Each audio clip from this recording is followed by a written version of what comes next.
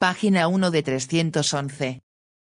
Capitalismo y libertad, Milton Friedman, 1962.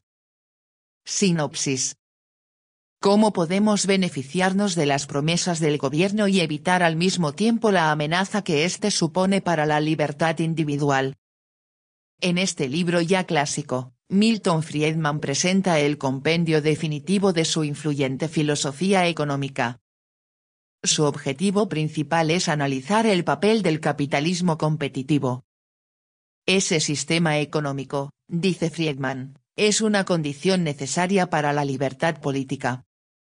Pero una pregunta recorre estas páginas: ¿qué papel debe desempeñar el gobierno en una sociedad libre, que confía principalmente en el mercado para organizar la actividad económica? Publicado por primera vez en 1962, Capitalismo y libertad es una de las obras de teoría económica más importantes que se han escrito. Su prolongada influencia la ha convertido en un referente, ha vendido casi 1 millón de ejemplares de la edición original, se ha traducido a 19 idiomas y sigue ejerciendo un poderoso influjo en el pensamiento económico y el trabajo de autoridades políticas y económicas de todo el mundo. Sus planteamientos sobre el mercado, la libertad y el gobierno son, aún hoy, un modelo fundamental para el liberalismo y para quienes ven en las decisiones económicas libres una condición imprescindible para la libertad política. TV escribe: el gobierno, según lo indica, es una amenaza para la libertad de los individuos. Si hay libertad, hay monopolio, hay mafia, hay grupos que aplastan a los demás, cuando tienen el poder económico. Y un grupo en el poder económico jamás va a favorecer a los que están debajo de él, al contrario, la codicia desmedida aparece y la acumulación no tiene fin. El grupo con mayor poder saldrá a cazar, a someter a los débiles, a explotar a los siervos externos, y va a imponer condiciones. Prefacio de Benjamin Applebaum. Milton Friedman fue un brillante economista académico, sus contribuciones fueron coronadas con un premio Nobel, pero aparece en los libros de historia principalmente como intelectual público. Fue uno de los ideólogos más influyentes del siglo XX, un ferviente, implacable y eficaz defensor del capitalismo de libre mercado, y sus ideas reformaron el mundo. Publicado por primera vez en 1962, Capitalismo y libertad es el manifiesto de Friedman, una declaración de fe en los mercados, un libro al que a menudo se describe con justicia como uno de los más importantes de la posguerra. El mensaje de Friedman es que el capitalismo no es solo un motor de prosperidad sino que proporciona a las personas libertad económica, una libertad que él consideraba subestimada en los debates de su época. En una economía de mercado, las personas son libres de elegir cómo ganar dinero y cómo gastarlo. Y ni siquiera esta es una medida completa de los beneficios del capitalismo. Según Friedman, una economía de libre mercado es una condición necesaria para la libertad política. Es difícil reconstituir la radicalidad de este argumento a una distancia de más de medio siglo. En el momento de la publicación del libro, el término capitalismo había caído en desgracia, apareció con menos frecuencia en los libros publicados durante la década de 1950 que en cualquier otra década de posguerra, y cuando lo hizo a menudo tenía un sentido peyorativo. La opinión predominante en Estados Unidos, y más aún en Europa occidental, era que la preservación de la libertad política requería límites significativos a la libertad económica, incluida una regulación estricta de los mercados y una redistribución significativa de los rendimientos de la actividad económica. Durante la década de 1960, bajo los presidentes Kennedy y Johnson, los defensores de la gestión activa de las condiciones económicas alcanzaron el apogeo de su influencia. A veces, el gobierno federal parecía estar haciendo una política económica opuesta a lo que Friedman había dicho. La fe predominante en el Estado nació de los traumas de la Gran Depresión y la Segunda Guerra Mundial, y de avances científicos como los antibióticos y la energía nuclear, que inspiraron confianza en la capacidad de la humanidad para dominar sus circunstancias. A Friedman lo marcaron las mismas experiencias, pero sacó conclusiones muy diferentes. Hijo de inmigrantes judíos de Europa del Este, nació en Brooklyn, Nueva York, el 31 de julio de 1912. Poco después de su nacimiento, la familia se mudó a Rahway, Nueva Jersey, donde los padres de Milton se ganaban la vida modestamente como tenderos. En 1928, a los 16 años de edad, ingresó en la Universidad Rutgers con la intención de estudiar matemáticas y convertirse en actuario de seguros. Pero en lugar de eso se interesó por la economía, y uno de sus profesores lo ayudó a conseguir una codiciada plaza en el programa de posgrado en economía de la Universidad de Chicago. Allí, en una de sus primeras clases, se sentó junto a Rose Director, quien se convertiría en su esposa y colaboradora. En 1935, con problemas de dinero, la pareja se mudó a Washington, D.C., donde Milton pasó gran parte de la siguiente década trabajando para el gobierno federal. Mientras estuvo en Washington, Friedman ayudó a diseñar el sistema moderno de retención de impuestos sobre los salarios, irónicamente, una herramienta clave en la financiación del estado de bienestar. Durante esos años también comenzó a articular una crítica al creciente papel del Estado en la economía. Argumentó que el mundo era casi místicamente complejo, que el futuro era impredecible y que por lo general las políticas destinadas a mejorar la condición humana solo lograban empeorar las cosas. Los responsables políticos operaban en la oscuridad, y la mejor política era hacer muy poco y hacerlo con lentitud, una receta que ofreció repetidas veces durante su larga carrera. Esta visión del mundo fue reforzada por una visión romántica del pasado. Con frecuencia, Friedman contrastaba las desventuras de los responsables políticos bien intencionados con una era anterior imaginada en la que el Estado retrocedía y la sociedad se ocupaba de sí misma, prosperando lo mejor que podía. También se basó en su experiencia como judío, una minoría entonces sujeta a una discriminación significativa.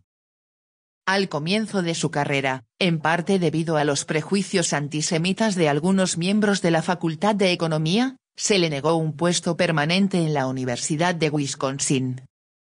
El remedio de Friedman contra la discriminación era muy diferente a los antídotos que solían respaldar sus contemporáneos.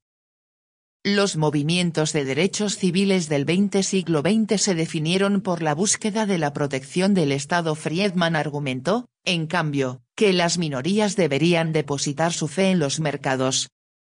Escribió, es un hecho histórico sorprendente que el desarrollo del capitalismo haya ido acompañado de una importante reducción de las desventajas de determinados grupos religiosos, raciales o sociales en lo referente a sus actividades económicas. Señaló que en un mercado libre la discriminación es prohibitivamente cara, tan cara que hace innecesario prohibir la discriminación. Las fuerzas del mercado evitarían este problema. Durante las décadas de 1940 y 1950, la defensa de Friedman de la confianza de los mercados y el debilitamiento del Estado se limitó principalmente a su trabajo académico. Sus contribuciones más importantes incluida una teoría del impacto de los cambios de ingresos sobre el comportamiento del consumidor y un análisis histórico de la política monetaria de Estados Unidos, dieron peso intelectual a los argumentos contra la gestión activa de las condiciones económicas. Pero solo en ocasiones Friedman se dirigió a una audiencia más amplia, en especial en un panfleto de 1946. En coautoría con su amigo y colega economista George Stigler, que se oponía al control de alquileres, offshore ceilings. The Current Housing Crisis.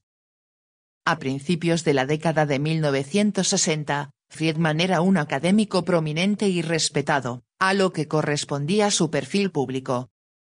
Apareció en programas de radio de interés público y prestó testimonio en el Congreso sobre temas técnicos. En 1961, La revista Time describió a Friedman como el economista conservador más brillante de Estados Unidos. Pero en vísperas de la publicación de Capitalismo y Libertad todavía era posible que los funcionarios de la Reserva Federal insistieran sin sonrojarse en que no estaban familiarizados con el trabajo de Friedman. Capitalismo y Libertad comienza con un ataque al discurso de investidura de John F. Kennedy un año antes y específicamente a la línea más célebre de Kennedy, que sigue siendo una de las más famosas de todos los discursos presidenciales: no preguntes qué puede hacer tu país por ti, pregunta qué puedes hacer tú por tu país. Para Friedman, el mensaje de Kennedy resumió todo lo que había salido mal en su país.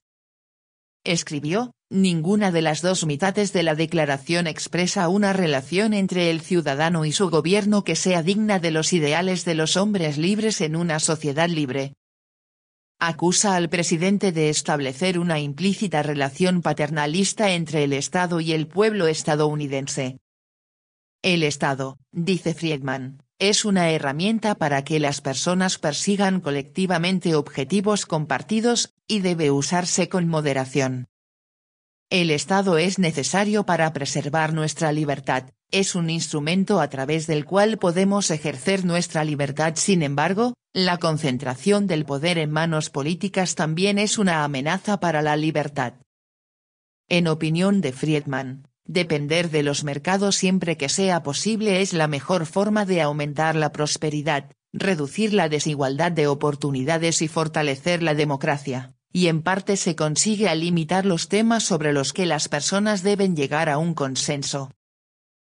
Lo que sigue es una investigación lúcida y sistemática de cuán pequeño puede ser el Estado. No se presupone que menos Estado sea siempre mejor. En cambio, hay una serie de juicios y veredictos. El lector observa cómo Friedman avanza hacia sus conclusiones, e incluso cuando la conclusión parece clara, el efecto puede ser bastante espectacular. ¿Realmente pedirá que se ponga fin a la concesión de licencias a los médicos? ¿Seguridad social? ¿Desgravaciones fiscales por contribuciones caritativas? Sí, sí y sí. El impacto perdurable del libro es un logro por el cual Rose director Friedman merece un reconocimiento significativo. Creó el libro cosiendo piezas del trabajo anterior de Milton. En el libro, él incluye un agradecimiento, pero en años posteriores reconoció que debería haber sido acreditada como coautora.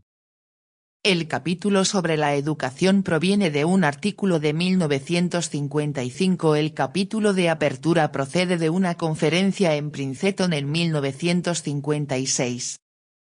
La mayor fuente del material pertenece a una serie de conferencias que Friedman había dado en Wabash College, al oeste de Indiana, en junio de 1956 como orador estrella en un campamento de verano para jóvenes profesores de economía. Algunas partes son largas y detalladas, otras son básicamente listas enumeradas. Sin embargo, los diferentes textos se acoplan en un elegante alegato lleno de escepticismo acerca de los efectos beneficiosos de las políticas estatales bien intencionadas. En una conclusión de tono triste, Friedman pregunta, ¿por qué, a la luz de la experiencia, parece que la carga de la prueba todavía recae en quienes nos oponemos a los nuevos programas estatales? Friedman describe su escepticismo respecto del Estado como liberal. Siempre belicoso, no estaba dispuesto a ceder el término a sus oponentes ideológicos. Al principio del libro se declara partidario del liberalismo en su sentido original, como una doctrina perteneciente a un hombre libre. Reconoce que la bandera del liberalismo ha sido reivindicada por quienes abogaban por las políticas de intervención estatal y el paternalismo contra las que luchó el liberalismo clásico. Pero no se consideraba a sí mismo conservador, la etiqueta que con tanta frecuencia le ponían aliados y opositores. Después de todo, ¿no estaba abogando por un cambio radical? Fue un polemista formidable, encantador, entusiasta y agudo. Se dijo que era mejor discutir con Friedman después de que él hubiera salido de la habitación. también tenía una visión clara sobre la mejor manera de influir en la política: la oportunidad llega en los momentos de crisis. La clave, escribió, era mantener las ideas vivas y disponibles hasta que lo políticamente imposible se vuelva políticamente inevitable. Ya en 1951, Friedman había predicho que la oportunidad del cambio estaba próxima. El público, pensó, estaba perdiendo la paciencia con el Estado grande. Escribió, el escenario está listo para una nueva corriente de opinión que reemplace a la antigua. Fue un pronóstico demasiado optimista. El público no estaba del todo preparado para Milton Friedman ni siquiera en 1962. La publicación de Capitalismo y Libertad marcó el comienzo de la transición de Friedman de la academia a la plaza pública. Pero no llegó de inmediato a la amplia audiencia popular por la que suspiraba. Los periódicos convencionales, como The New York Times, no publicaron reseñas, lo que llevó a Friedman a quejarse, con alguna justificación, de que con regularidad comentaban libros que defendían posiciones económicas liberales de profesores de relevancia comparable. En lugar de eso, el libro y las ideas que contenía calaron lentamente en la cultura mayoritaria. El senador Barry Goldwater, de Arizona, el candidato republicano a la presidencia en 1964, fue uno de los primeros seguidores de Friedman y lo reclutó como asesor.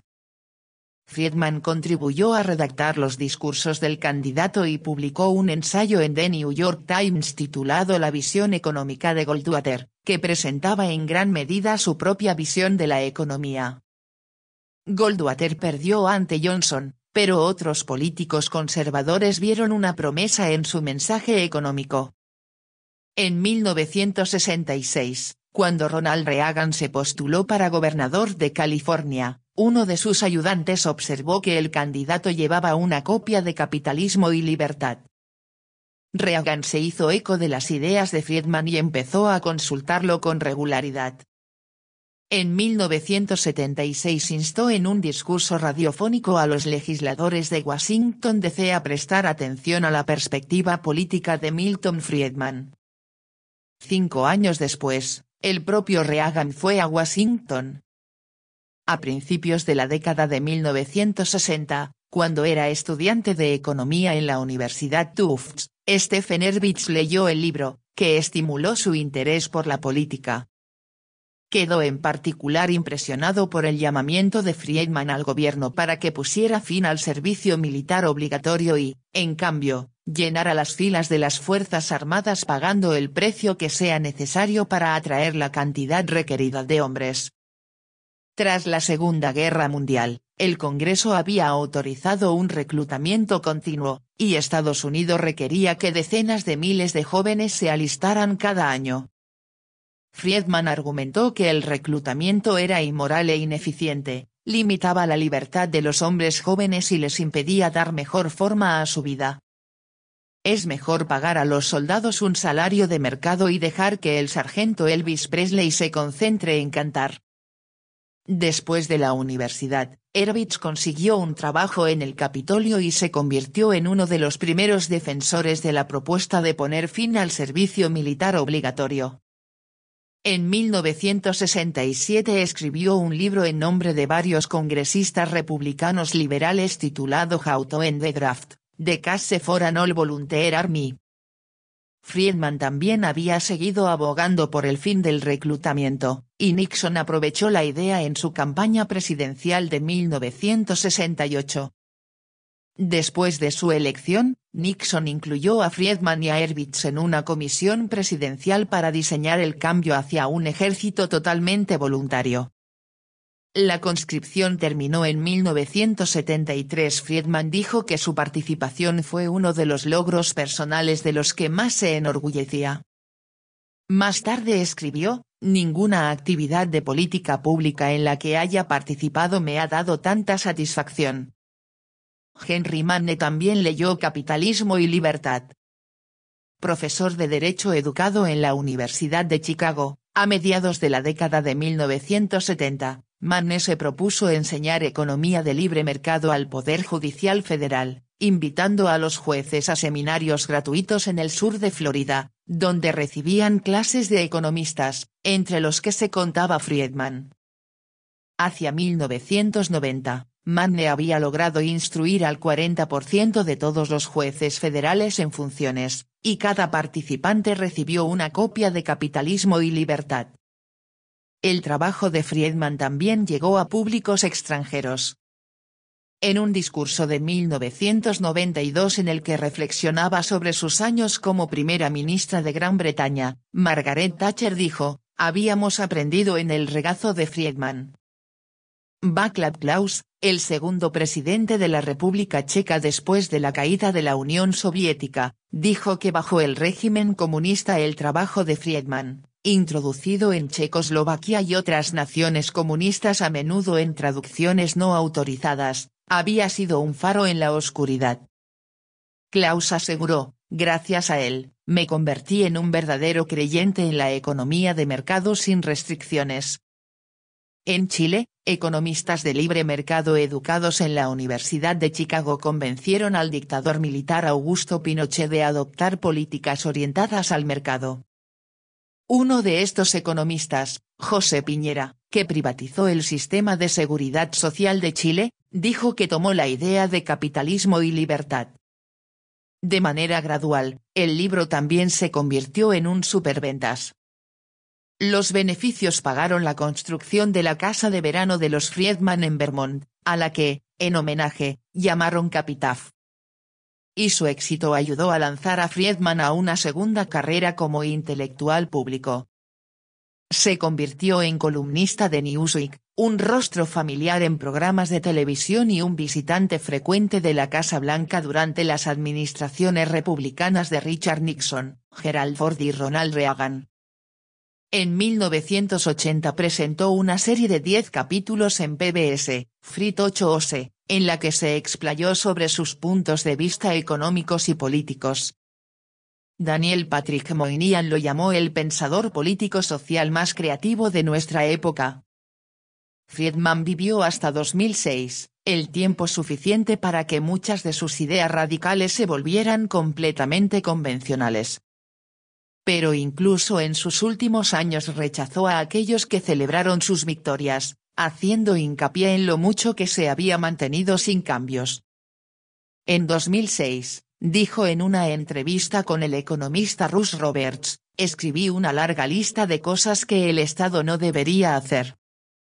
Lo único que realmente se ha logrado es unas fuerzas armadas voluntarias".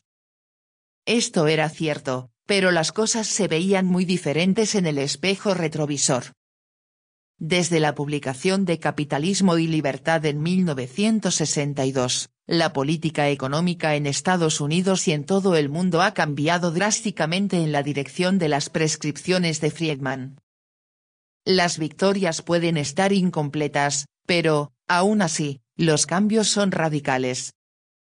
Las ideas de Friedman, por ejemplo, han reformado profundamente la forma en que los estados regulan las condiciones económicas y responden a las recesiones, otorgando a los bancos centrales un papel protagonista. Friedman argumentó que, al no inyectar suficiente dinero en la economía, la Reserva Federal causó la Gran Depresión, convirtiendo una recesión ordinaria en una recesión histórica. En una celebración del 90º cumpleaños de Friedman en 2002, también del 40º aniversario de la publicación de Capitalismo y Libertad, Ben S. Bernanke, entonces miembro de la Junta de Gobernadores de la Fed, dijo a Friedman y a su frecuente coautora Anna Schwartz: "En cuanto a la Gran Depresión, tiene razón. Lo hicimos. Lo sentimos mucho. Pero gracias a ti no lo volveremos a hacer". Unos años más tarde, Bernanke se convirtió en presidente de la Fed, y durante la crisis financiera de 2007 a 2009 mantuvo su promesa a Friedman, inundando el sistema bancario con fondos para reactivar la economía. No todas las ideas de Friedman se pusieron en práctica. Algunas, como la propuesta de que los parques nacionales deberían funcionar como negocios privados, nunca han encontrado un apoyo significativo. otras ideas siguen siendo objeto de un intenso debate, incluida la defensa de Friedman de los cheques escolares y la privatización de la seguridad social. Pero muchas de las que aparecen esbozadas en las páginas de Capitalismo y Libertad se han vuelto tan convencionales que ahora son sus críticos quienes parecen radicales. Friedman propuso que las naciones abandonaran un acuerdo internacional que fijaba los valores relativos de las monedas nacionales y adoptaran tipos de cambio flexibles, y la propuesta prevaleció. Defendió que las universidades estatales deberían costar más, que el Estado dejara de construir viviendas públicas y que las tasas de impuestos sobre la renta se redujeran drásticamente. Abogó por un impuesto sobre la renta negativo para apoyar a los hogares de menores ingresos, una idea que se convirtió en el crédito fiscal por ingresos del trabajo. Tras la muerte de Friedman en 2006, Larry Summers, economista de Harvard y asesor de presidentes demócratas, escribió: "Ha tenido más influencia en la política económica tal como se practica hoy en todo el mundo que cualquier otra figura moderna". En un breve prefacio a la edición del 40º aniversario de Capitalismo y Libertad, publicado en 2002, Friedman escribió que estaba teniendo dudas sobre su afirmación fundamental de que el capitalismo y la libertad eran simbióticos. Todavía pensaba que el capitalismo era una condición previa necesaria para la libertad política. De hecho, al examinar el ascenso de las naciones en desarrollo, Friedman escribió: "En todos estos casos, de acuerdo con el argumento de este libro, el aumento de la libertad económica ha ido de la mano de un aumento de la libertad política y civil y ha llevado a una mayor prosperidad. El capitalismo competitivo y la libertad han sido inseparables". Pero, continuó Friedman, ya no estaba seguro de que la libertad política fuera necesaria para asegurar la libertad económica. En algunas circunstancias, escribe, la libertad política inhibe la libertad económica y cívica.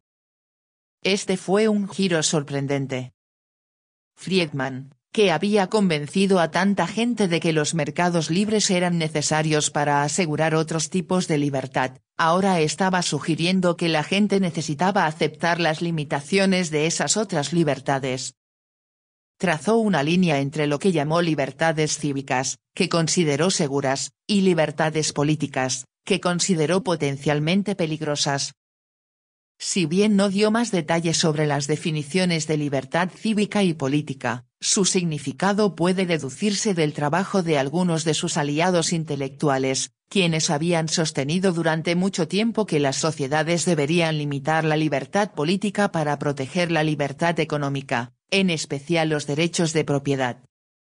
En otras palabras, el tipo de libertad que Friedman consideraba peligrosa era la libertad para regular los mercados o redistribuir la propiedad. Los controles de capital, límites a la libre circulación de dinero a través de las fronteras internacionales, son un excelente ejemplo. En Capitalismo y Libertad, Friedman describió tales controles como una violación básica de la libertad económica, pero no propuso impedir que los gobiernos impongan tales controles. En los años intermedios, sin embargo, otros defensores de los mercados libres habían defendido con éxito las restricciones internacionales a la soberanía, por ejemplo, exigiendo a las democracias desarrolladas que eliminaran los controles de capital como condición para ser miembros de la Organización para la Cooperación y el Desarrollo Económicos. Con el paso del tiempo hemos aprendido que la aceptación del mercado también restringe otras libertades de manera más directa. Limitar la redistribución de los rendimientos de la actividad económica está contribuyendo a la concentración de las ganancias en un número muy reducido de manos. La economía estadounidense es más grande que nunca, sin embargo, millones de estadounidenses no disfrutan de la libertad por la miseria. Muchos carecen de vivienda, atención médica y oportunidades. TV escribe. Por más rico que sea un país, también puede tener pobres y enfermos. Los nacidos en barrios pobres tienen menos posibilidades de éxito que nunca, en parte porque el legado de la discriminación está arraigado en la distribución de la riqueza y en la geografía de las oportunidades. Estas desigualdades están poniendo a prueba el sentido de propósito común necesario para mantener una democracia en funcionamiento. Cada vez es más difícil hablar de nosotros, la gente, porque nosotros tenemos cada vez menos en común. La afirmación de Friedman de que el uso generalizado del mercado reduce la tensión en el tejido social también malinterpretó la naturaleza de la sociedad, que se parece más a un músculo que a un tejido. Las redes sociales se fortalecen con el uso. La característica definitoria de una sociedad es la responsabilidad colectiva, mientras que la característica definitoria de un mercado es la capacidad de expandirse. La única conclusión viable es que la relación entre capitalismo y libertad es compleja, que ambos deben valorarse por separado y que debe lograrse un equilibrio entre sus imperativos en competencia. A medida que las generaciones venideras afrontan ese desafío de nuevo, el libro de Friedman conserva una relevancia más allá de su lugar indeleble en la historia intelectual y política del siglo XX. Capitalismo y libertad proporciona una descripción inusualmente clara de los equilibrios intrínsecos. Es una visión clarificadora, quizá en especial para aquellos que buscan llegar a conclusiones diferentes. Prefacio de 2002. En mi prefacio a la edición de 1982 de este libro documenté un cambio drástico en el clima de opinión, manifiesto en la diferencia entre la forma en que se trató este libro cuando fue publicado por primera vez en 1962 y la forma en que mi libro posterior, Libertad para elegir, que presenta la misma filosofía, fue tratado cuando se publicó en 1980. Ese cambio en el clima de opinión, desarrollado en este periodo en parte por el papel del Estado, estaba explotando bajo la influencia del estado de bienestar inicial y las influencias keynesianas. En 1956, cuando impartí las conferencias que mi mujer me ayudó a convertir en este libro, el gasto público en Estados Unidos federal, estatal y local, equivalía al 26% del ingreso nacional. La mayoría de este gasto se destinó a defensa. El gasto no relacionado con la defensa fue del 12% del ingreso nacional. 25 años después, cuando se publicó la edición de 1982 de este libro, el gasto total había aumentado hasta el 39% del ingreso nacional, y el gasto no relacionado con la defensa se había más que duplicado, ascendiendo al 31%. Ese cambio en el clima de opinión tuvo su efecto. Se pavimentó el camino para la elección de Margaret Thatcher en Gran Bretaña y de Ronald Reagan en Estados Unidos. Fueron capaces de frenar el Leviatán, aunque no de eliminarlo. El gasto público total en Estados Unidos disminuyó ligeramente, del 39% del ingreso nacional en 1982 al 36% en 2000, pero en gran medida esto se debió a una reducción del gasto en defensa. El gasto no relacionado con la defensa fluctuó alrededor de un nivel constante, un 31% en 1982 y un 30% en 2000. El clima de opinión recibió un nuevo impulso en la misma dirección cuando en 1989 cayó el muro de Berlín y en 1992 la Unión Soviética colapsó. Eso supuso el espectacular final de un experimento de unos 70 años entre dos formas alternativas de organizar una economía, de arriba a abajo versus de abajo arriba, planificación y control centralizados versus mercados privados, más coloquialmente, socialismo versus capitalismo. El resultado de ese experimento había sido presagiado por una serie de experimentos similares en menor escala: Hong Kong y Taiwán versus China continental, Alemania occidental versus Alemania oriental, Corea del Sur versus Corea del Norte. Pero fue necesario el drama del muro de Berlín y el colapso de la Unión Soviética para que formara parte de la sabiduría convencional, de modo que ahora se da por sentado que la planificación central es, de hecho, el camino de servidumbre, como tituló Friedrich Hayek su brillante polémica de 1944. Lo que es cierto para Estados Unidos y Gran Bretaña es igualmente cierto para los otros países occidentales avanzados. País tras país, las décadas iniciales de la posguerra fueron testigos de un socialismo explosivo, seguido por un socialismo progresivo o estancado.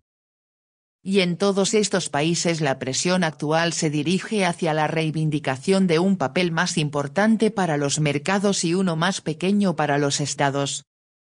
Interpreto esta situación como un reflejo del largo desfase entre la opinión y la práctica. La rápida socialización de las décadas posteriores a la Segunda Guerra Mundial reflejó un cambio de la opinión presente en el periodo anterior a la guerra, proclive al colectivismo. El socialismo progresivo o estancado de las últimas décadas refleja los primeros efectos del cambio de opinión en la posguerra. La futura desocialización reflejará los efectos maduros del cambio de opinión reforzado por el colapso de la Unión Soviética. El cambio de opinión ha tenido un efecto aún más espectacular en el mundo anteriormente subdesarrollado. Incluso en China, el mayor estado que sigue siendo un rescoldo explícitamente comunista.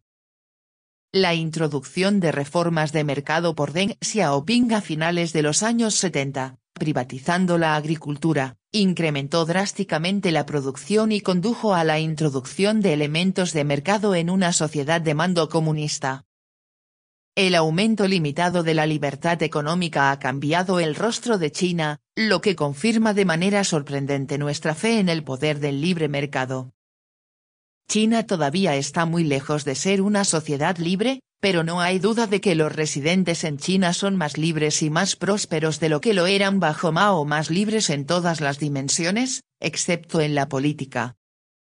Y hasta pueden apreciarse los primeros pequeños signos de cierto aumento de la libertad política, evidentes en la elección de algunos funcionarios en un número creciente de aldeas. China tiene un largo camino por recorrer, pero se ha movido en la dirección correcta. En el periodo inmediatamente posterior a la Segunda Guerra Mundial, la doctrina estándar era que el desarrollo del tercer mundo requería planificación centralizada más ayuda exterior masiva.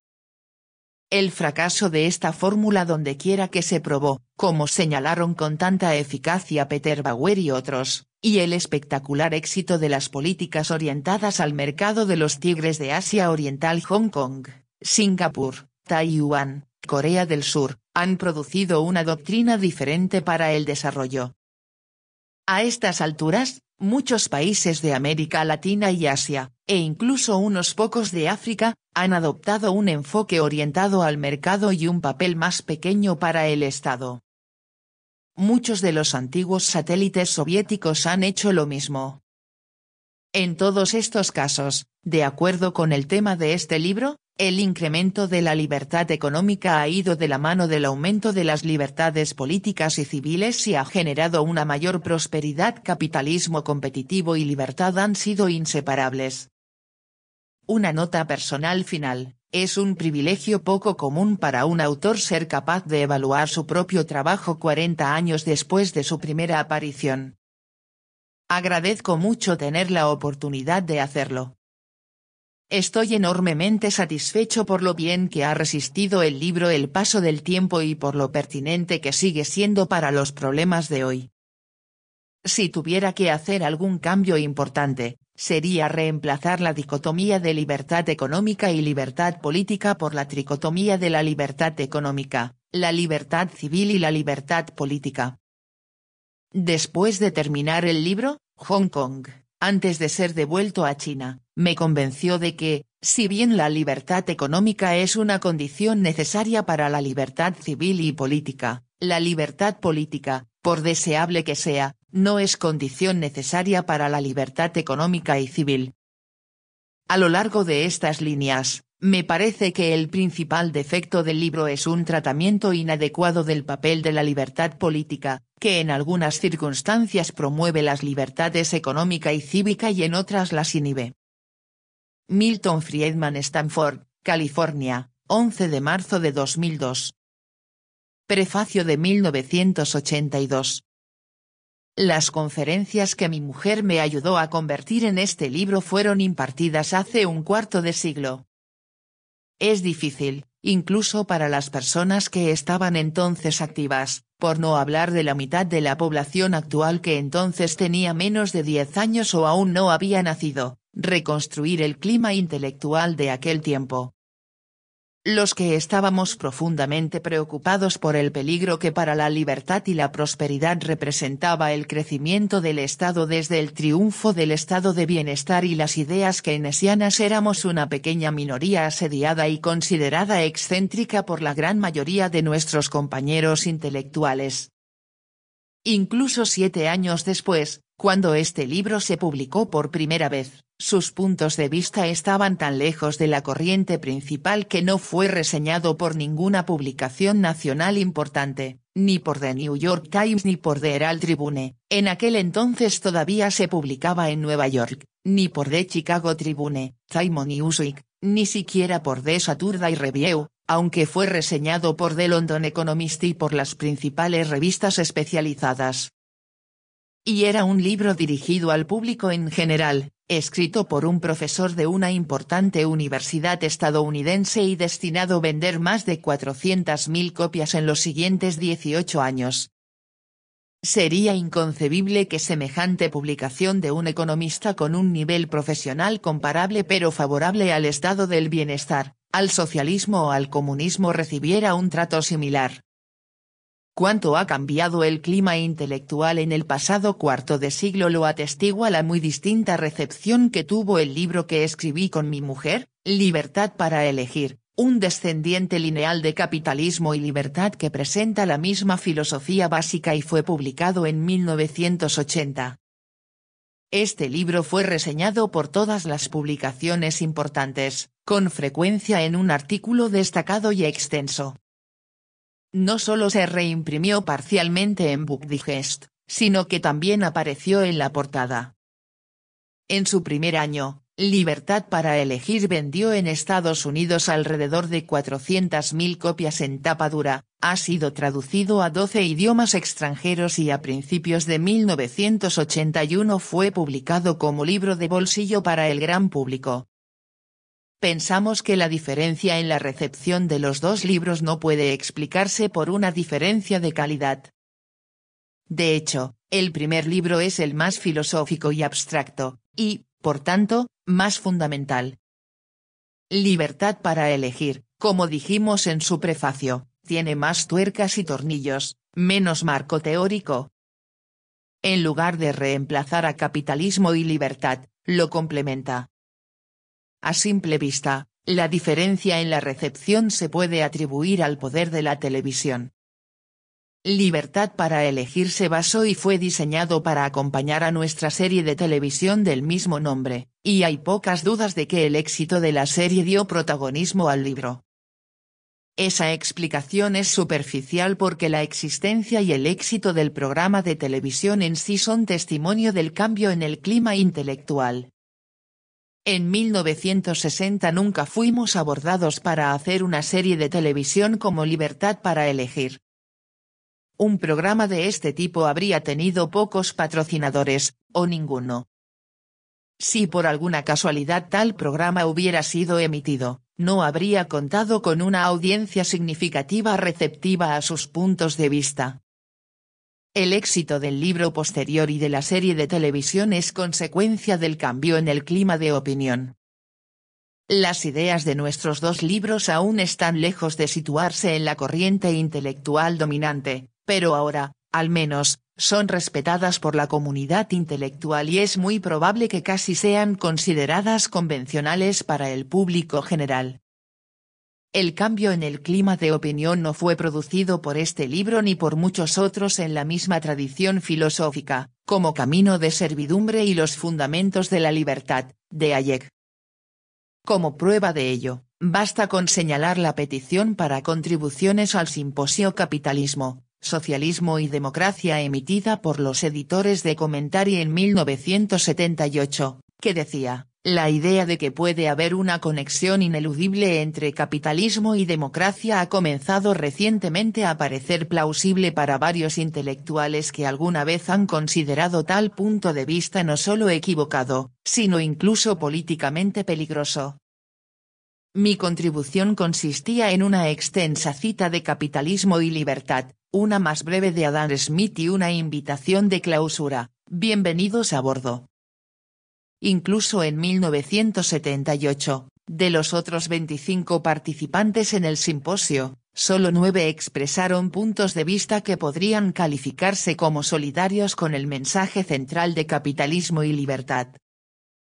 El cambio en el clima de opinión fue producido por la experiencia, no por la teoría ni por la filosofía. Rusia y China, que una vez fueron la esperanza de las clases intelectuales, claramente habían fracasado. Gran Bretaña, cuyo socialismo fabiano ejerció una influencia hegemónica entre los intelectuales estadounidenses, tenía graves problemas. Más cerca de casa, los intelectuales, siempre devotos del Estado Grande y por amplia mayoría partidarios del Partido Demócrata, se habían visto desilusionados por la guerra de Vietnam, en particular por el papel desempeñado por los presidentes Kennedy y Johnson. Muchos de los grandes programas de reforma del pasado, como los programas del Estado de Bienestar, vivienda pública, apoyo de sindicatos, integración de escuelas, ayudas federales a la educación, acción afirmativa, se estaban reduciendo a cenizas. En cuanto al resto de la población, sus bolsillos estaban siendo golpeados por la inflación y los altos impuestos. Estos fenómenos, no la capacidad de persuasión de las ideas expresadas en libros que exponían estos principios, explican la transición desde la abrumadora derrota de Barry Goldwater en 1964 hasta la abrumadora victoria de Ronald Reagan en 1982, hombres esencialmente con el mismo programa y el mismo mensaje. ¿Cuál es entonces el papel de libros como este? En mi opinión, doble. Primero, proporcionar un tema para las charlas informales. Como escribimos en el prefacio de Libertad para elegir, tú eres la única persona que realmente puede persuadirte. En tu tiempo libre debes darle vueltas a los problemas en tu mente, considerar los diferentes argumentos, dejarlos servir a fuego lento, y después de un tiempo convertir tus preferencias en convicciones. Segundo, y más importante, mantener las opciones abiertas hasta que las circunstancias propicien el cambio necesario. Hay una enorme inercia a la tiranía del statu quo, en privado y, en especial, en asuntos gubernamentales. Solo una crisis real o percibida, produce un cambio real. Cuando esa crisis ocurre, las acciones que se toman dependen de las ideas que hay disponibles. Creo que esa es nuestra función primordial, desarrollar alternativas a las políticas existentes y mantenerlas vivas y disponibles hasta que lo políticamente imposible se convierta en políticamente inevitable. Quizá una historia personal aclare lo que quiero decir. A finales de la década de 1960, en algún momento participé en un debate en la Universidad de Wisconsin con Leon Keyserling, un colectivista. Su golpe decisivo, pensaba él, era burlarse de mis puntos de vista calificándolos de reaccionarios, y eligió hacerlo leyendo el final del capítulo 2 de este libro, donde aparece la lista de elementos que, dije, no pueden, por lo que puedo ver, ser válidamente justificados en términos de los principios descritos anteriormente. Keyserling fue ganándose al público de estudiantes mientras repasaba mis críticas al sostenimiento de precios por parte del Estado, a los impuestos, etc., hasta que llegó al punto 11, el reclutamiento para el servicio militar obligatorio en tiempo de paz. Mi oposición al reclutamiento se ganó un aplauso ardiente y le hizo perder la audiencia y el debate. Por cierto, el servicio militar obligatorio es el único elemento de mi lista de 14 actividades estatales injustificadas que hasta ahora ha sido eliminado, y esa victoria no es de ninguna manera definitiva. Respecto a muchos de los otros elementos, nos hemos alejado aún más de los principios propuestos en este libro, lo cual explica, por un lado, una de las razones por las que el clima de opinión ha cambiado y, por el otro, muestra que hasta ahora ese cambio ha tenido poco efecto práctico. Prueba también de que, si bien algunos ejemplos y detalles puedan estar desactualizados, el planteamiento esencial de este libro es tan pertinente en 1981 como lo era en 1962. Prefacio de 1962. Este libro es un producto, postergado por mucho tiempo, de una serie de conferencias que impartí en junio de 1956 en Wabash College, en un congreso que dirigían John Van Sickle y Benjamin Roque y patrocinaba a la Fundación Volcker. En los años siguientes he dado conferencias similares en congresos de la Fundación Volcker, dirigidos por Arthur Kemp en Claremont College, en los que dirigió Clarence Philbrook en la Universidad de Carolina del Norte y en los que dirigió Richard Leftwich en la Universidad de Oklahoma. En todas esas ocasiones expuse el contenido de los 2 primeros capítulos de este libro, que tratan sobre los principios, y luego apliqué estos principios a un variado conjunto de problemas concretos. Estoy en deuda con los directores de estas conferencias por invitarme a impartirlas y aún más por sus críticas y comentarios, y por presionarme amablemente para que las escribiera de forma provisional. También con Richard Cornwell, Kenneth Templeton e Ivan Bierly de la Fundación Volcker, que fueron los encargados de organizar los congresos. Y con los participantes, que por su indagación incisiva, su profundo interés en estos temas y su inaplacable entusiasmo intelectual me obligaron a repensar muchos puntos y a corregir muchos errores. Este ciclo de conferencias ha sido una de las experiencias intelectuales más estimulantes de mi vida. Es innecesario decir que es probable que alguno de los directores de los congresos o algún participante no esté de acuerdo con todo lo expuesto en este libro. Pero confío en que no serán reacios a asumir parte de su responsabilidad en este trabajo. Debo la filosofía expresada en este libro y gran parte de su detalle a muchos profesores, compañeros y amigos, sobre todo a un grupo distinguido al que he tenido el privilegio de estar asociado en la Universidad de Chicago, Frank H. Knight, Henry C. Simmons, Lloyd W. Mintz, Aaron Director, Friedrich Hayek y George J. Stigler. Les pido perdón por la ausencia de reconocimiento específico a muchas de las ideas que encontrarán en este libro. He aprendido mucho de ellos y lo que he aprendido se ha convertido en una parte tan importante de mi propio pensamiento que no sabría cómo seleccionar los aspectos que debería referenciar en notas a pie de página. Estoy en deuda con muchos otros, pero no me atrevo ni a intentar enumerarlos, no sea que cometa alguna injusticia al omitir inadvertidamente algunos nombres. Pero no puedo dejar de mencionar a mis hijos, Janet y David, cuya voluntad de no aceptar nada por fe me ha obligado a expresar cuestiones técnicas en un lenguaje sencillo, lo cual ha mejorado mi comprensión de estas cuestiones y, con suerte, mi exposición. Me apresuro a añadir que ellos también aceptan solo la responsabilidad, no la coincidencia de puntos de vista. Me he basado libremente en material ya publicado.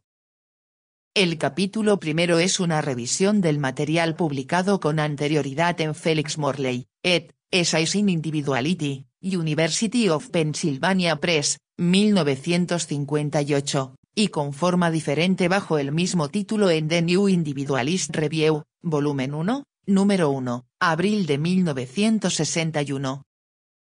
El capítulo 6 es una revisión de un artículo que tiene el mismo título publicado por primera vez en Roberta Solo, ed., Economics and the Public Interest, Rutgers University Press, 1955.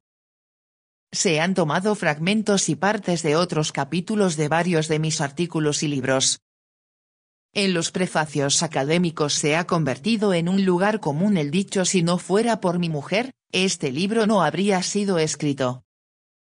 En este caso, resulta ser veraz, literalmente. Ella reconstruyó y unificó los fragmentos de las conferencias, fusionó las diferentes versiones, tradujo las conferencias a un inglés más coloquial y ha sido la fuerza impulsora que me permitió terminar el libro. El reconocimiento en la portada es un eufemismo. Mi secretaria, Muriela Porter, ha sido un eficiente y confiable recurso en tiempos de necesidad, y estoy en deuda con ella. Ella mecanografió la mayor parte del manuscrito, así como otros borradores anteriores. Página 32 de 311.